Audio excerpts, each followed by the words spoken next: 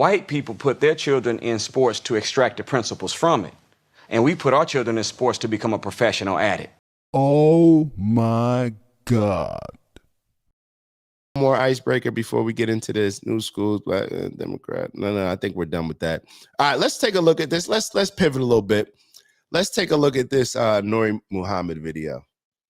This Nuri Muhammad video that I wanted to show y'all. Hold on. Is this on X? Hold on. Let me double check real quick. Nuri Muhammad. I think it's on YouTube. Here we go right here. All right. Let's take a look at this convo that he was having with Cam. And let me get y'all thoughts.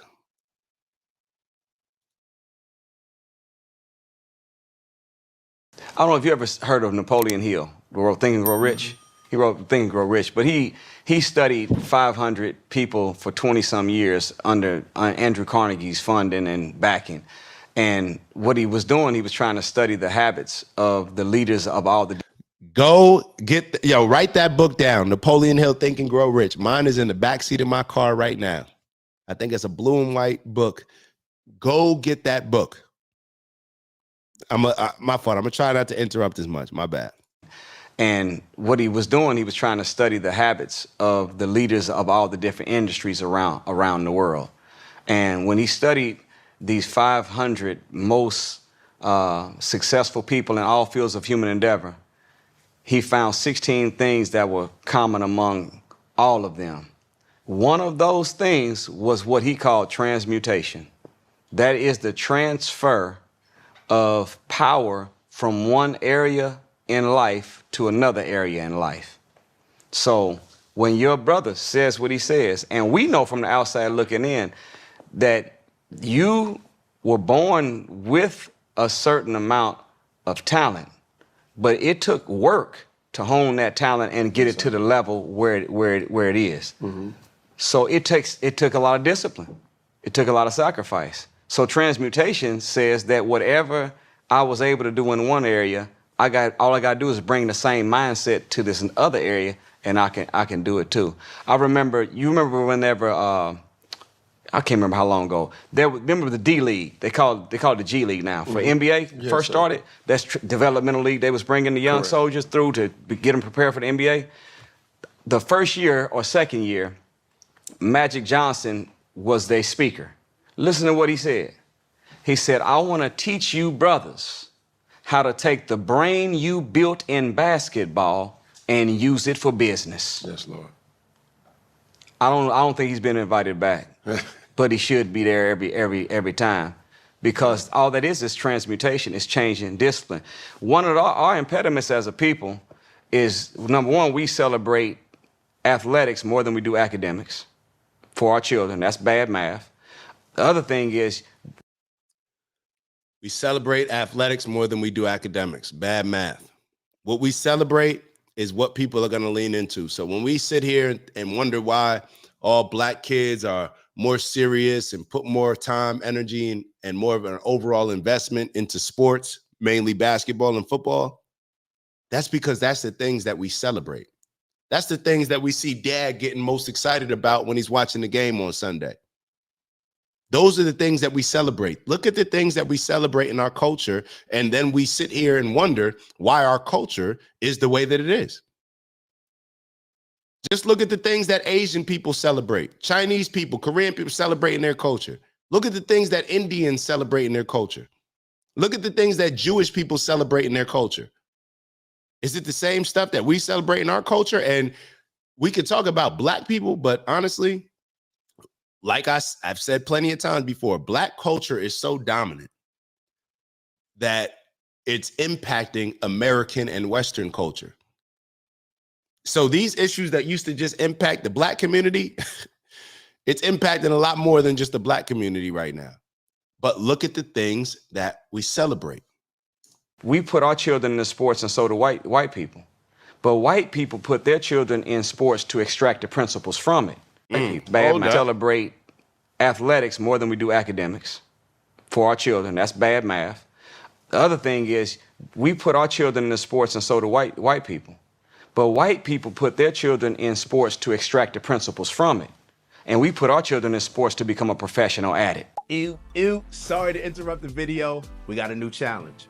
20,000 by the end of April. We fell short in March, but we're gonna get our goal this month. Thank you all in advance for those that are gonna continue to like, subscribe, maybe even leave some comments and let us know how we're doing.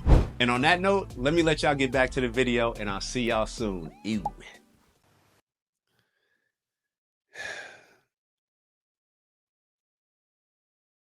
When he says white people, I'm gonna be totally honest. Like I said before, I think that it used to be more this, but now Western culture has impacted a lot of white people to change. But let's just go off what he's saying. Because when he says white, he's talking about Indian, he's talking about all these other cultures, right?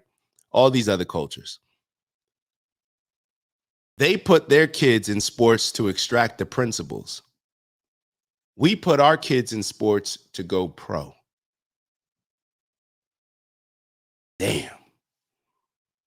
Damn. Sports is supposed to give us the game, the lessons, the skills, the tools, the experience. So we don't have to go through a lot of these lessons in the real world when it comes to business, when it comes to overall life. We've already learned how to overcome adversity. We've already learned how to put in work to get a desired outcome. We've already learned how to deal with defeat. We've already learned how to deal with winning. We've already learned all of these different things. Now we can apply those things in a practical manner to life and become successful. But if you're going into it with the mindset that league or die, like I used to have a bunch of homies saying,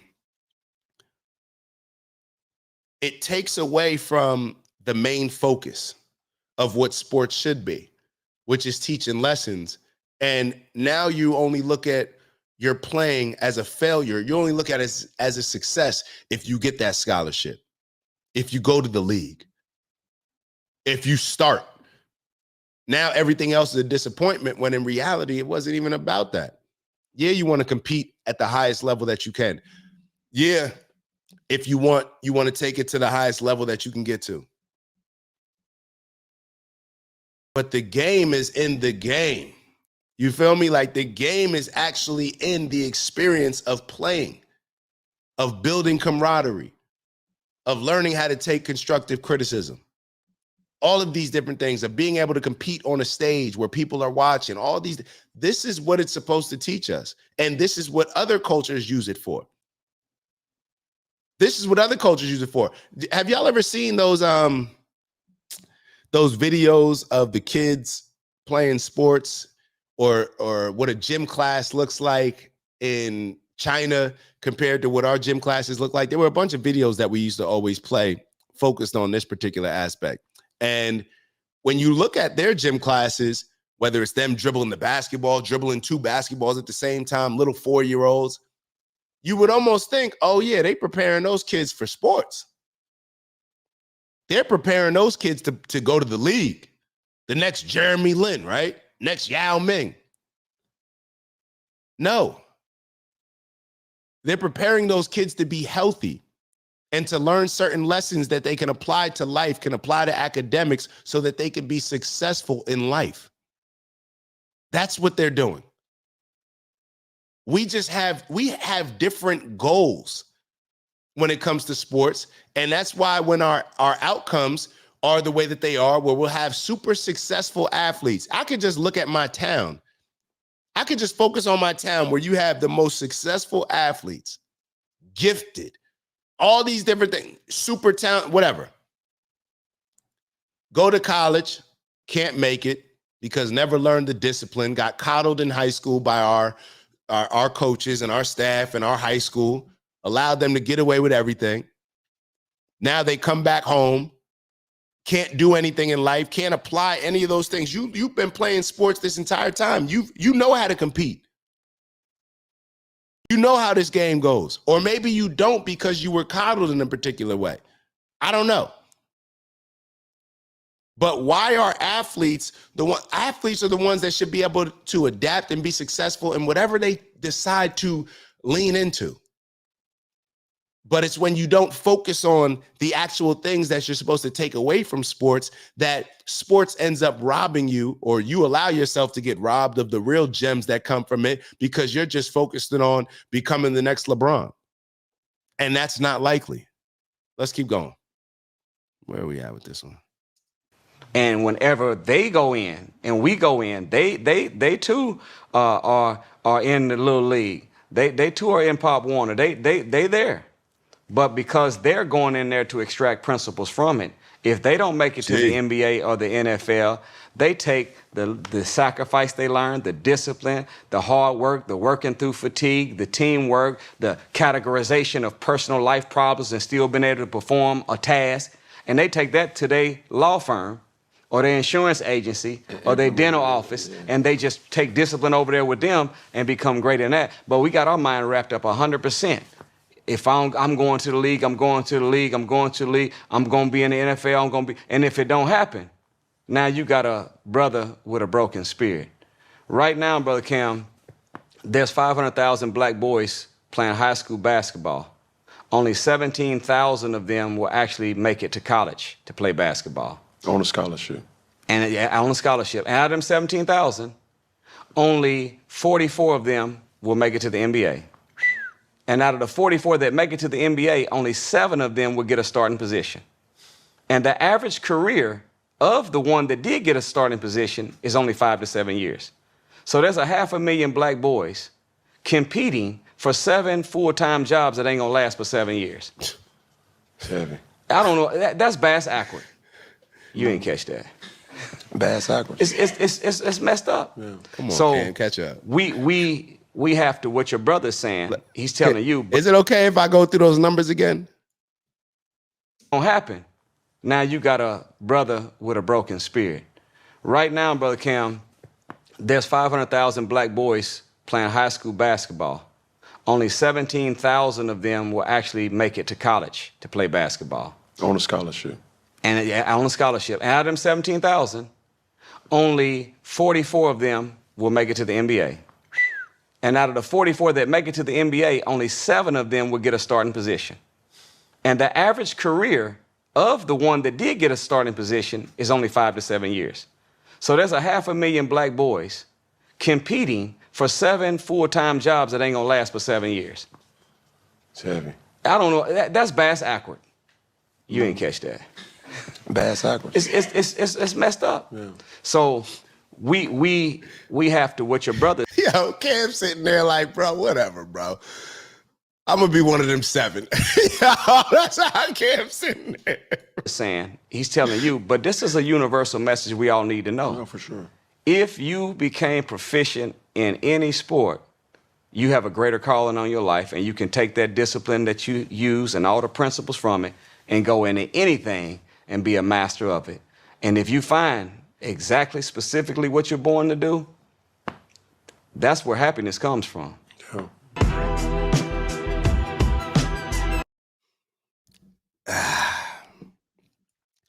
Facts over feelings, man. Stats. We got to focus on the stats at a certain point, man.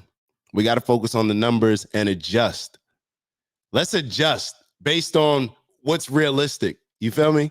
Let's make certain adjustments. All right. There's no reason why people should be performing at a high level in high school, college, maybe even, and not be able to easily, seamlessly transition those skills, that talent, to being successful in anything else that they choose. Anything else that they choose. So maybe we just got to be a little smarter with the investments that we're making, because if we were getting ready to go on Robinhood right now and make an investment, and it was 2 different stocks, and one stock said, yo, you can compete in this stock, but your chances of being successful, 7 out of 500,000. I don't even know. What's the numbers? Let's do the numbers. Hold on. What's the percentage right there? Let's see. 7 out of 500K. 0.0014%. And I think it is this. Don't you move the decimal? I think you moved the decimal twice. See, American math. I think he moved the decimal twice. 0.0014%. Is that yo? What? Yo, that's crazy. All right, so if one stock was you got a 0.0014%, and yo, y'all don't look. If I made a mistake doing the math, it is what it is. But you got a low chance on this one. And then the other one was, you got a 10% chance compared to 0.0014. But the 0.0014, oh man, you could be a celebrity. You can get some girls, but it's temporary, right? And then you're only going to be able to have a career for maybe, they said average 5-7 years. I don't know about that. That's definitely not the NFL. NFL is like 3. And I'd argue that it's less than that. But let's say that the average is 3, somewhere from 3 to 7. Okay, cool. Then this other stock, oh, no, you're going to be able to tap into this stock for the rest of your life, possibly. Or 40, 50 years, you'll be able to do this. You'll be able to do this career for a longer time.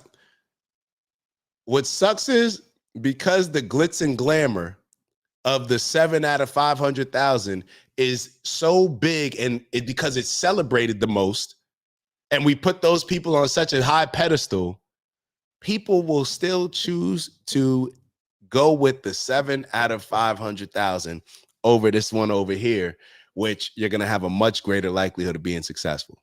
It's just how it goes, man. It's just, dang, my back, man. All right, come on. Don't start tightening up on me now. All right, so do I want to go Tory Lanez or do I want to go? Matter of fact, let's look at this Jake Tapper video. So I think we were talking about Jake Tapper. We played a couple videos of him earlier. This is the guy that was playing the one that released the book. Oh wait, no, I'm supposed to play. All right. I can't run from this. All right, let's go to this one. I can't run from it. All right. Y'all listen to this, man. Y'all listen to this and give me grandmas and grandpas. Good morning. This is for the South Africans who are going to be entering the United States. This is just a public service announcement. Hold up, G. The inversion table, that's the one that flips upside down, right? Yo, Maya's pops gave us one. And I think I remember when he first gave it to us, he was like, hey, don't do this by yourself because at least in the beginning, you can get stuck upside down. So, of course, what do? I jump in there yesterday. I'm like, yo, I got to try this. And I jump in there, never got on it, jump on this little inversion table. So inversion table, it flips you upside down, right? So I put my feet in and I didn't adjust the height. I didn't know I'd do anything. And out of nowhere, I lean back a little bit and it just flips, boom. And it hits my head and I'm upside down and I can't flip it over.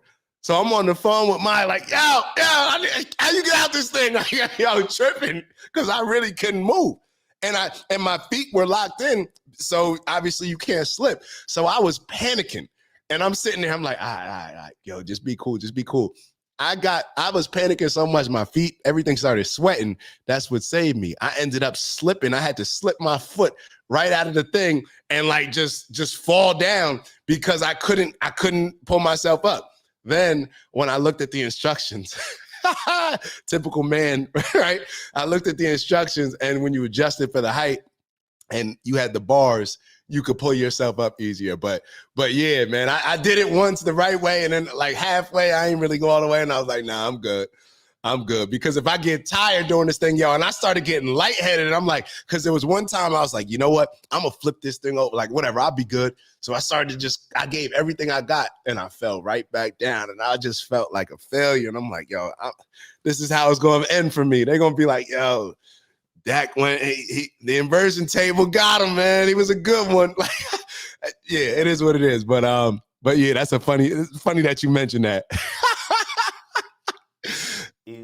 It's Dak. Just want to thank you for checking out our video and visiting the OG Network. If you enjoyed the video, please make sure that you give us a like. And if you're looking to join a community of inspired individuals striving for purposeful abundance, subscribe. And if you're feeling real generous, share the video with some friends and family. All right, I'll see y'all soon. Ew.